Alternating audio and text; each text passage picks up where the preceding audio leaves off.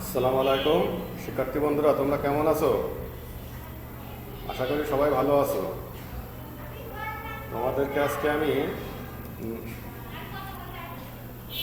অনলাইনে পাঠদান করব হিসাব বিজ্ঞান বিষয়ে।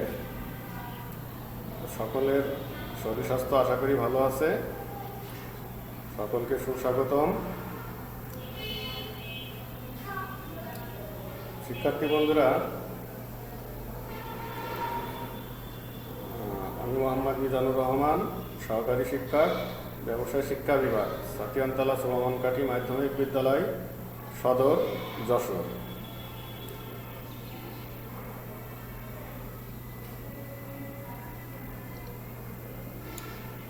আমি তোমাদেরকে আজকে নবম শ্রেণীর হিসাব বিজ্ঞান বিষয়ে পাঠদান করব দ্বিতীয় অধ্যায়।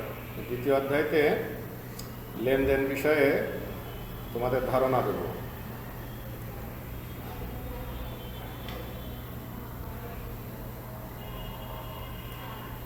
দেখো শিক্ষার্থী বন্ধুরা, আমরা এখানে দেখতে পাচ্ছি বাজারে কিছু লোক জটলা করছে। এখানে কি উদ্দেশ্যে তারা আসছে সেটা তোমরা নিশ্চয়ই অনুধাবন করতে পারছো, তাই না?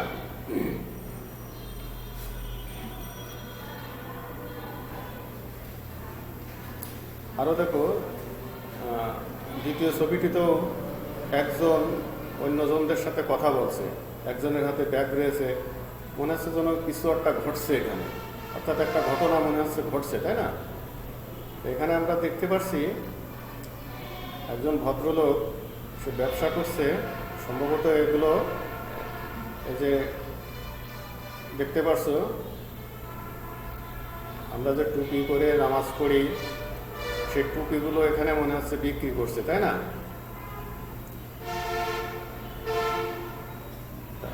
এগুলোকে বলা হয় লেনদেন।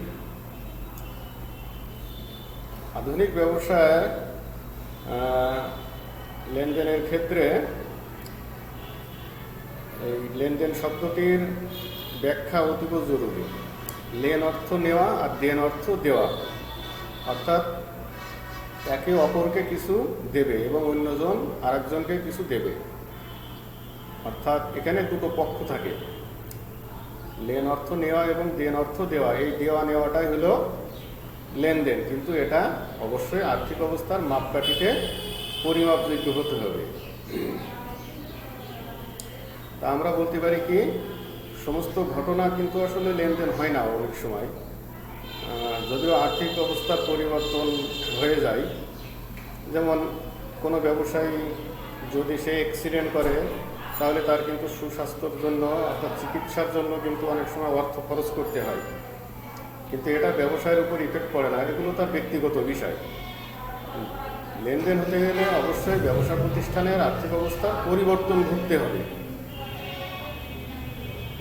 তাহলে আমরা বলতে পারি আর্থিক মাপকাঠিতে পরিমাপযোগ্য যখন কোনো ব্যক্তি বা প্রতিষ্ঠান অন্য কোনো ব্যক্তি বা প্রতিষ্ঠানের সাথে পণ্য বা সেবার বিনিময় করে দুটো পক্ষ সৃষ্টির মাধ্যমে, তখন তাকেই লেনদেন বলা হয়। তাহলে এই পাঠ শেষে শিক্ষার্থী বন্ধুরা, তোমরা লেনদেনের ধারণা কি সেটা ব্যাখ্যা করতে পারবে। তারপরে লেনদেনের বৈশিষ্ট্য শনাক্ত করতে পারবে, অর্থাৎ কি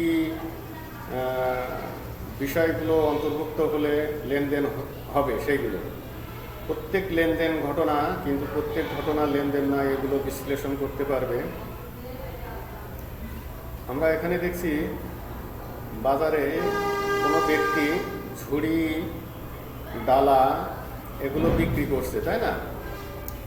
তারপরে আরও আছে, দেখো একজন ব্যক্তি এখানে সম্ভবত মুদির ব্যবসায়ী, সে মুদির মাল বিক্রি করছে। এখানে দেখো, এখানেও একজন ব্যক্তি তার বাজারে বিভিন্ন পণ্য বিক্রি করছে। এখানে দেখছি একটা চাবি দিচ্ছে, তালার চাবি। এই তালার চাবিটা সাধারণত এই তালাটা সাধারণত দেখা যাচ্ছে গাড়ি হতে পারে, তারপরে বাড়ি হতে পারে, বা অন্য কোনো প্রতিষ্ঠান হতে পারে। তাহলে আমরা এখানে কি দেখলাম, গ্রাম্য বাজারের দোকান, এই যে তারপর আছে মুদিমালের দোকান, এই যে মুদিমাল বিক্রি করছে। তারপরে আছে, এটা আছে বইয়ের দোকান, বই বিক্রি করছে। তারপর আছে বাড়ি বা গাড়ি, এগুলো লেনদেন হচ্ছে। তাহলে দোকানের যে ঘটনা সেগুলো যদি আমরা দেখি, যে 50,000 টাকা নিয়ে ব্যবসা শুরু করলেন, তাহলে দেখো শিক্ষার্থী বন্ধুরা, এখানে যে 50,000 টাকা নিয়ে ব্যবসা শুরু করছে, এখানে ব্যবসায়ে 50,000 টাকা নগদ আসছে। তাহলে এখানে একটা ঘটনা ঘটছে, এই যে নগদ টাকা আনার একটা ঘটনা, এবং এটা আর্থিক মাপকাঠিতে পরিমাপযোগ্য, অর্থাৎ ব্যবসা প্রতিষ্ঠানে 50,000 টাকা নগদ আনায়ন করছে। তারপর আছে নগদে পণ্য ক্রয় করলেন। তাহলে নগদে পণ্য ক্রয় করা মানে নগদে পণ্য যখন ক্রয় করছে তখন ব্যবসা প্রতিষ্ঠানে পণ্য আসছে এবং নগদ টাকা প্রতিষ্ঠান থেকে দেওয়া হচ্ছে 5,000 টাকা। তাহলে এটাও একটা ঘটনা, কিন্তু এটা আর্থিক মাপকাঠিতে পরিমাপযোগ্য এবং দুটো পক্ষের মাধ্যমে এটা ঘটে থাকছে। তারপর আছে পণ্য বিক্রয় 10,000 টাকা, এটাও নগদে হচ্ছে। আমরা এই লেনদেনগুলো নগদ তখনই বুঝি যখন কোনো ব্যক্তি বা প্রতিষ্ঠানের নাম উল্লেখ থাকে না, বিশেষ করে পণ্য ক্রয় এবং বিক্রয়ের ক্ষেত্রে। এখানে বলা আছে পণ্য বিক্রয় করলে, নগদ শব্দটা উল্লেখ নেই, কিন্তু এখানে শর্ত হলো কি, কোনো ব্যক্তি বা প্রতিষ্ঠানের নাম যদি উল্লেখ না থাকে তখন সেই ক্ষেত্রে নগদে ধরে নেওয়া হয়। যখন পণ্য বিক্রি করছে, ব্যবসায়ী 10,000 টাকা নগদ পাচ্ছে এবং যাদের কাছে বিক্রয় করা হচ্ছে তাদেরকে 10,000 টাকা পরিমাণের পণ্য প্রদান করা হচ্ছে। তাহলে এখানে আমরা দেখতে পাচ্ছি যারা পণ্য ক্রয় করছে তারা টাকা দিচ্ছে এবং যিনি পণ্য বিক্রয় করছেন তিনি টাকা পাচ্ছেন। অপরপক্ষে যারা পণ্য ক্রয় করছে তারা পণ্য পাচ্ছে, আর যারা পণ্য বিক্রি করছে তারা পণ্য প্রদান করছে।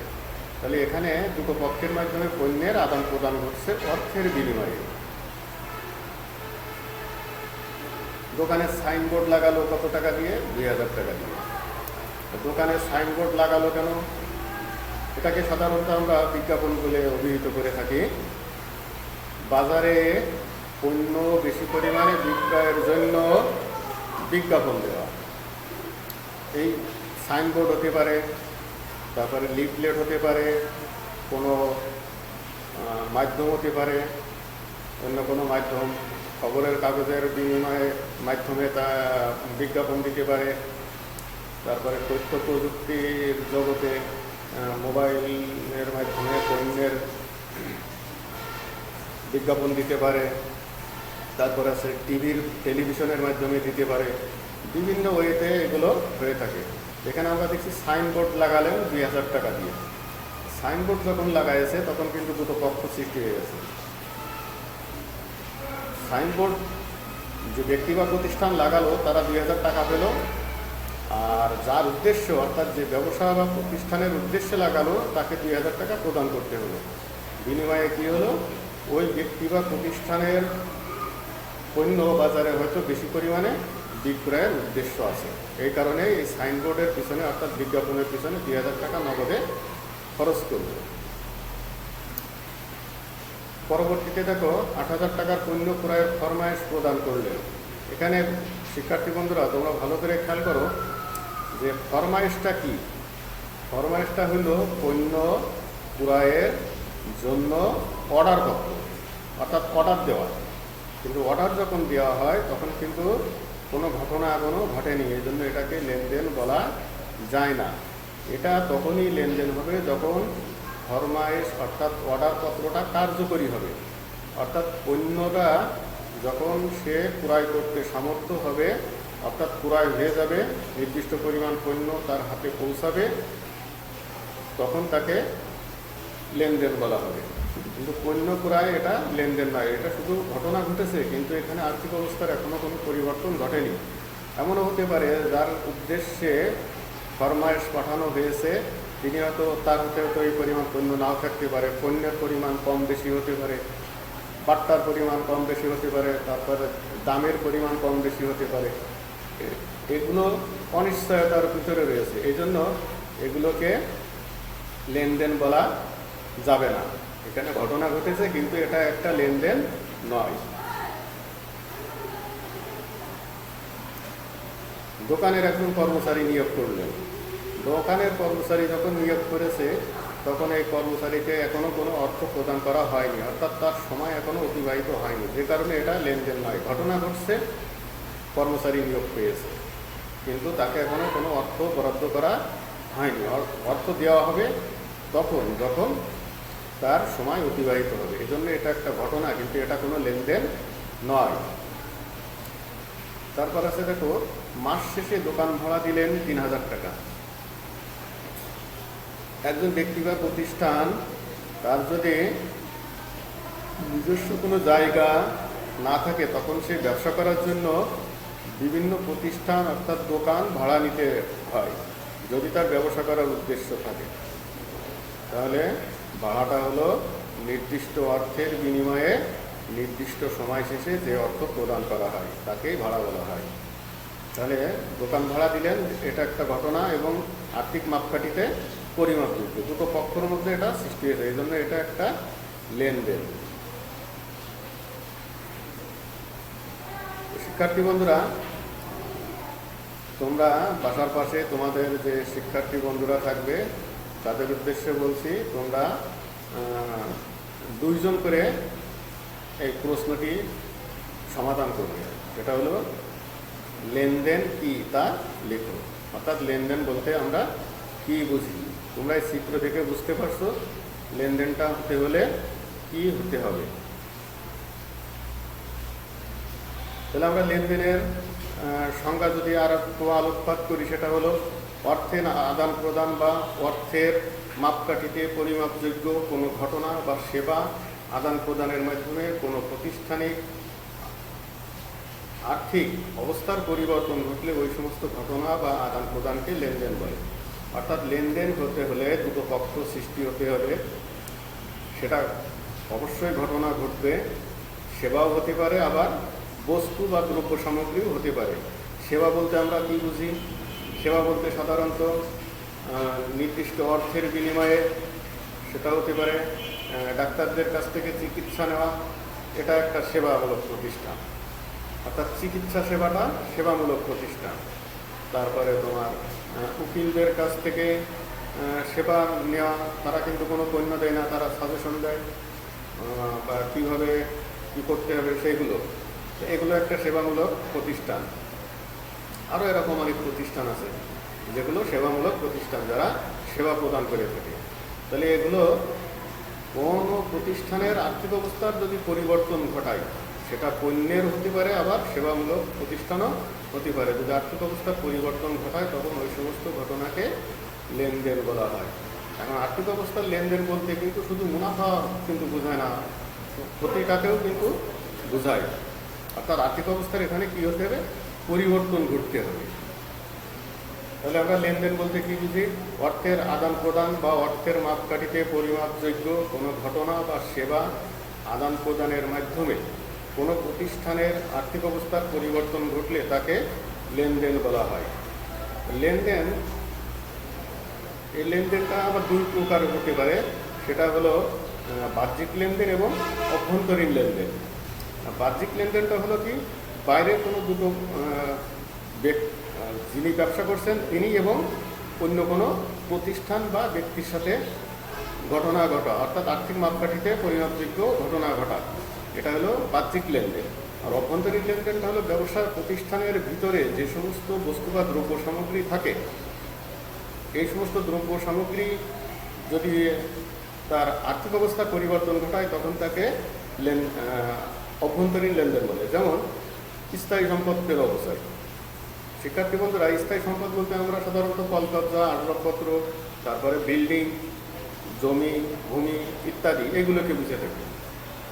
তা দেখো, আমাদের যখন স্থায়ী সম্পদের অবচয় ঘটে তখন কিন্তু এই স্থায়ী সম্পদগুলো প্রতিষ্ঠানের ভিতরেই থাকে, অর্থাৎ ভিতর বলতে অভ্যন্তরে অবস্থান করে।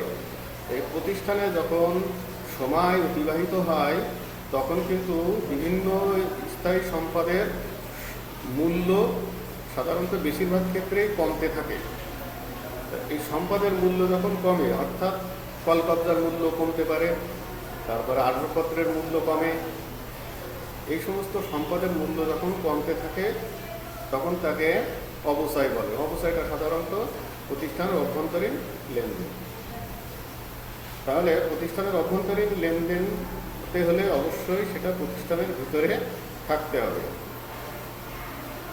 দেখো শিক্ষার্থী বন্ধুরা, এখানে লেনদেন হচ্ছে কি ব্যক্তি অন্য কোনো ব্যক্তির সাথে আদান প্রদান করছে। এখন আমরা দেখব লেনদেন বা ঘটনার বৈশিষ্ট্যগুলো কি কি। আমরা এখানে দেখতে পাচ্ছি কি, দেখো এই ব্যক্তির সাথে কিছু আদান প্রদান করছে, তাই না? তাহলে লেনদেনের বৈশিষ্ট্য, অর্থের অঙ্কে পরিমাপযোগ্য হতে হবে। অর্থের অঙ্ক বলতে নির্দিষ্ট পরিমাণ পণ্য নির্দিষ্ট পরিমাণ অর্থের দ্বারা পরিমাপ হতে পারে। 100 পিস কত টাকা, 1 পিসের দাম কত, 1 কেজি, 1 মন, যেমন 1 মন ধানের দাম কত, 1 মন গমের দাম কত, বা 1 কেজি আটার দাম কত। অর্থাৎ নির্দিষ্ট পরিমাণ পণ্য এবং নির্দিষ্ট পরিমাণ সেবা, এগুলোকে অর্থের অঙ্কে পরিমাপ করতে হবে।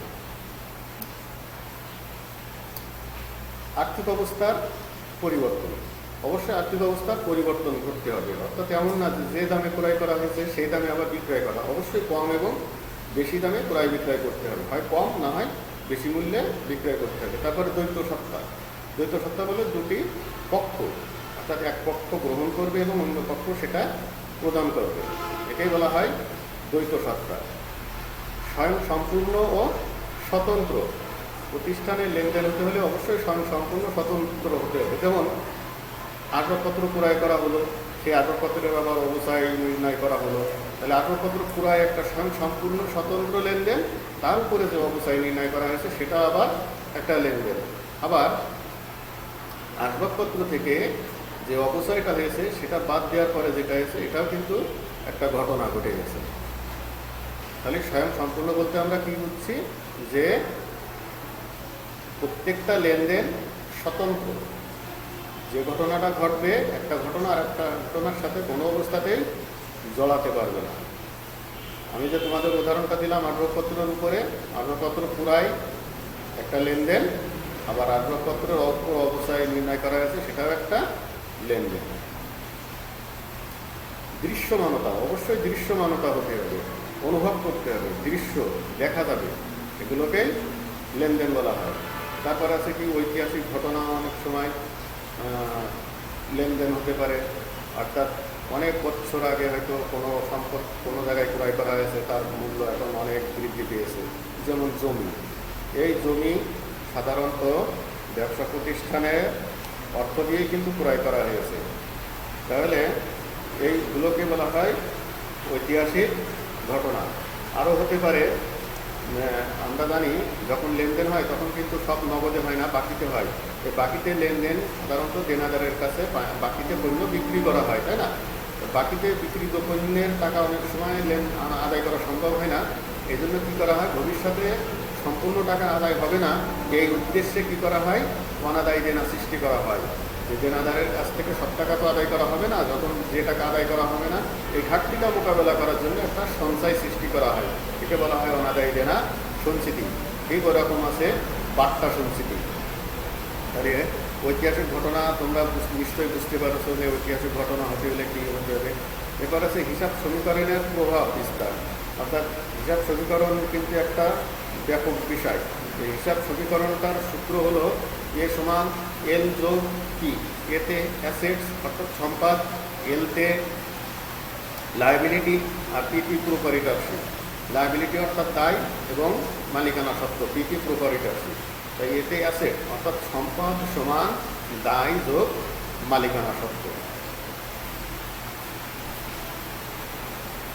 আমরা এলকে যদি আরও একটু বিস্তারিতভাবে করি তাহলে এল যোগ সি যোগ আর মাইনাস ইএক্স মাইনাস ডি, অর্থাৎ এলতে লায়াবিলিটি আর প্রপারিটরশিপের যে বিষয়টা আছে সেটা যদি আমরা একটু ভেঙে নিই তাহলে ক্যাপিটাল যোগ রিজার্ভ বা রেভিনিউ যোগ মাইনাস এক্সপেন্সেস মাইনাস ড্রয়িংস, অর্থাৎ কি হলো মূলধন যোগ আয় মাইনাস খরচ মাইনাস উত্তোলন।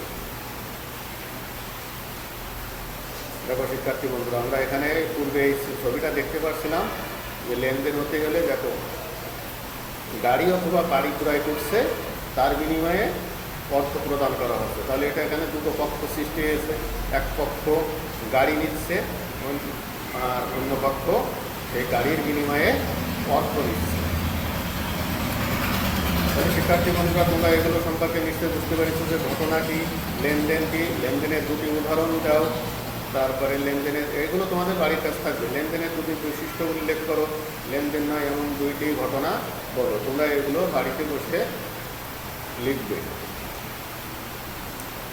বাড়ির কাজ, ঘটনা ও লেনদেনের পার্থক্যগুলো ওর সাথে এগুলো সমাধান করবে। শিক্ষার্থী বন্ধুরা, তোমরা করোনাকালীন সময় কঠিন সময় পার করছো, তোমরা বাইরে বেশি ঘোরাফেরা করবে না, বাড়িতেই অবস্থান করবে। আর তোমাদের শিক্ষকরা যেভাবে নির্দেশনা দেয় সেইভাবেই তোমরা বাসায় লেখাপড়া করবে। শিক্ষার্থী বন্ধুরা, তোমরা সকলে ভালো থেকো, সকলের সুস্বাস্থ্য কামনা করে আজকের মতো বিদায়। সকলকে ধন্যবাদ। Thank you.